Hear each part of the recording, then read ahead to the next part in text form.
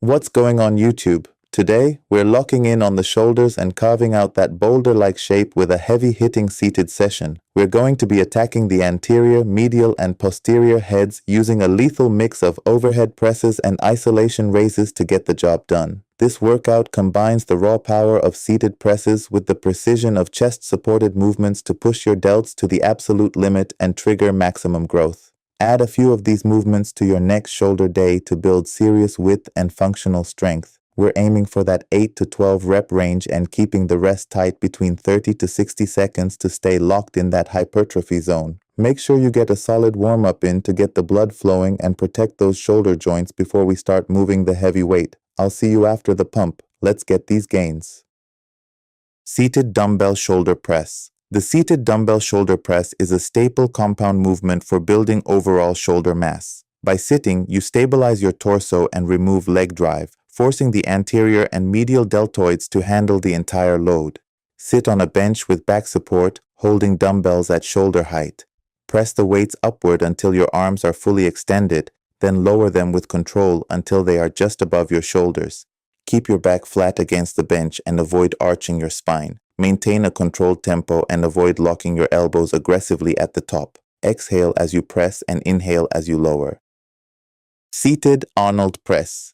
The seated Arnold press uses rotation to increase the range of motion, hitting the anterior delts while improving joint stability. It's a versatile move that keeps the muscles under tension longer than a standard press. Start with dumbbells in front of your chest, palms facing you. As you press up, rotate your wrists so your palms face forward at the top. Reverse the rotation as you lower back to the start. Focus on a smooth, fluid motion rather than two separate steps. Keep your core tight to prevent leaning back. Exhale as you rotate and press, and inhale as you return to the starting position.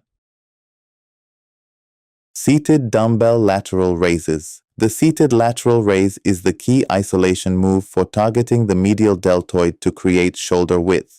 Performing this seated prevents you from using momentum, ensuring the side delts do all the work. Sit at the edge of a bench with dumbbells at your sides. With a slight bend in your elbows, raise the weights out to the sides until they reach shoulder height. Pause briefly, then slowly lower them back down. Lead the movement with your elbows rather than your hands and keep your torso still. Avoid shrugging your shoulders toward your ears. Exhale as you lift and inhale as you lower the weights.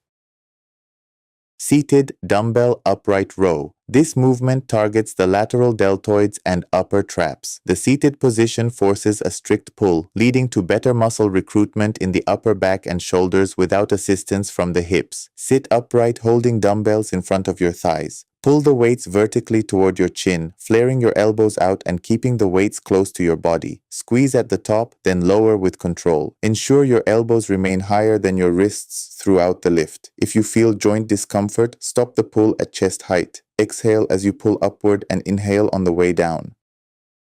Chest-supported high raises. The chest-supported high raise eliminates cheating by pinning your torso to an inclined bench. This isolation move targets the rear delts and upper back while protecting your lower spine from strain. Lie face down on an inclined bench at 45 degrees. Hold dumbbells with a neutral grip and raise your arms up and out in a Y shape. Squeeze your shoulder blades, then lower the weight slowly. Keep your chest glued to the pad and your neck neutral. Focus on pulling with the back of your shoulders rather than swinging the weights. Exhale as you raise and inhale as you lower. Chest-supported rear delt flies. This exercise is critical for posture and balanced shoulder development. By supporting the chest, you isolate the posterior deltoid, preventing the larger back muscles from taking over the movement. Lie face down on the incline bench with arms hanging straight. With a slight bend in your elbows, fly the weights out to the sides in a wide arc. Squeeze at the top, then lower with a controlled tempo. Maintain a consistent elbow bend and avoid jerking the weights up. Think about pushing the dumbbells out toward the walls to maximize tension. Exhale during the fly and inhale on the descent. Seated alt dumbbell front raises. The seated alternating front raise specifically isolates the anterior deltoid. Working one arm at a time helps you focus on the mind-muscle connection and ensures both sides are developed equally. Sit upright with dumbbells at your sides. Lift one arm straight in front of you until it is parallel to the floor. Lower it slowly and repeat the movement with the opposite arm. Avoid rocking your torso or leaning back to help the weight up. Keep the pace slow and controlled to prevent swinging. Exhale as you raise the arm and inhale as you lower it.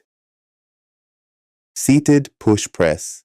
The seated push press is a power-building move that emphasizes explosive strength. Even without leg drive, the explosive upward phase allows you to move heavier loads and challenge the shoulders and triceps. Sit upright with back support and hold dumbbells at shoulder height. Use an explosive drive to press the weights overhead quickly. Once at the top, control the weight very slowly on the way back down. Focus on speed during the press and extreme control during the descent.